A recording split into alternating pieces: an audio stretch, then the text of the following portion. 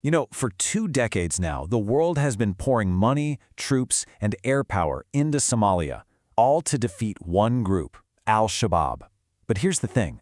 The fight seems like it's stuck in a loop. It's no closer to an end than when it started. So what is going on? How is this group so resilient? And maybe, just maybe, is everyone fighting the wrong war entirely? Let's get into it and unpack this Al-Shabaab paradox. Yeah, this is really the big question, isn't it? I mean, think about it. After 2 decades of international military intervention, why is al-Shabaab still one of the biggest threats in East Africa? How have they not just survived, but in many ways, thrived? And we're not talking about a quick skirmish. This has been going on for over 20 years. It's a fight that's tangled up Somali forces, international forces, you've got the African Union, the United States, you name it. And they all have the same goal, right? To get rid of al-Shabaab. And look, don't just take my word for it. This is straight from a UN panel of experts. They said, the group's ability to continue to carry out complex attacks remains undiminished.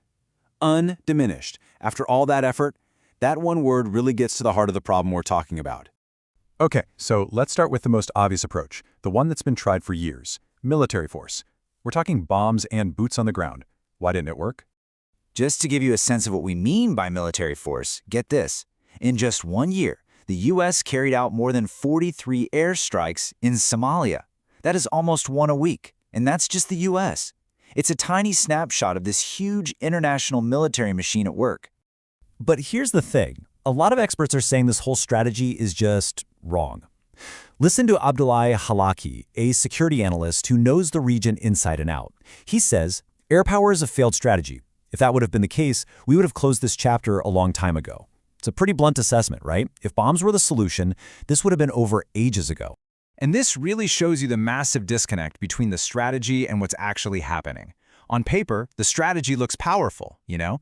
You've got over 11,000 African Union troops, U.S. air power, local clan militias, international funding, the works.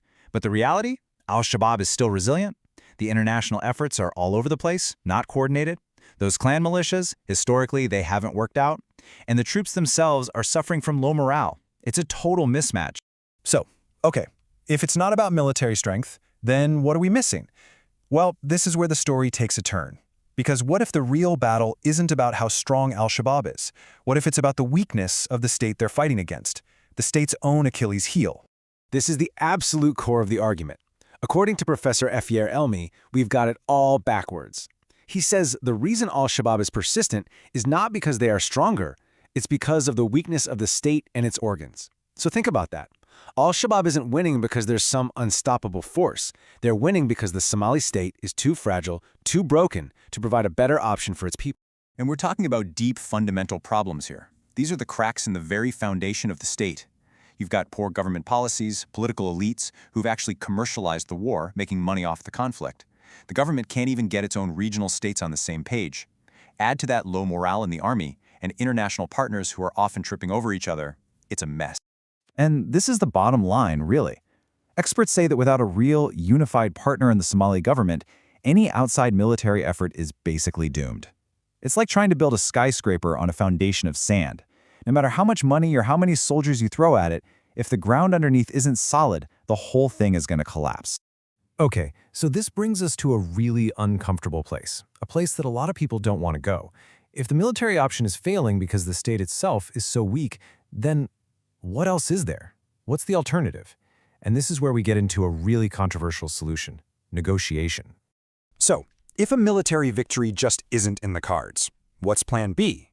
This is the question that's now being asked out loud. Analysts are saying, look, we've been at this for 20 years. It's not working. We have to start thinking outside the box, even if it feels wrong. And here it is, the idea that some people find unspeakable. That the long-held rule, the one that says we never talk to terrorists, is simply not working anymore. It's a dead end. Some security analysts are arguing that that policy, while it sounds tough, has become unsustainable. And remember Abdullahi Halaki, the analyst who said airstrikes were a failed strategy? Well, here he is again. And he's not mincing words. He says, we have to begin considering as a serious option negotiating with al-Shabaab. I mean, wow, that's a huge statement. It really shows you how the conversation is shifting. Now, to be clear, when we say negotiation, It's not about surrender. It's a strategy called political engagement. The idea is to move beyond just fighting and to create paths for people to leave the group, to start conversations, basically to find a political solution instead of a purely violent one. But while all these big strategic debates are happening, it's easy to forget what's actually happening on the ground. To forget about the forgotten victims of this forever war. The human cost is just staggering. Because this war isn't happening in a vacuum. Beyond the battlefield, there's this catastrophic humanitarian crisis unfolding. It's being made so much worse by drought and climate change. It's a perfect storm, and the Somali people are caught right in the middle of it. How bad is it? 6 million people are in need of humanitarian assistance. 6 million! That's more than a third of the entire country's population. It's just an almost unimaginable number of people who desperately need help. And out of that crisis, 2.4 million Somalis have been displaced from their homes. Think about that. They've been forced to flee, not to another country, but within their own borders.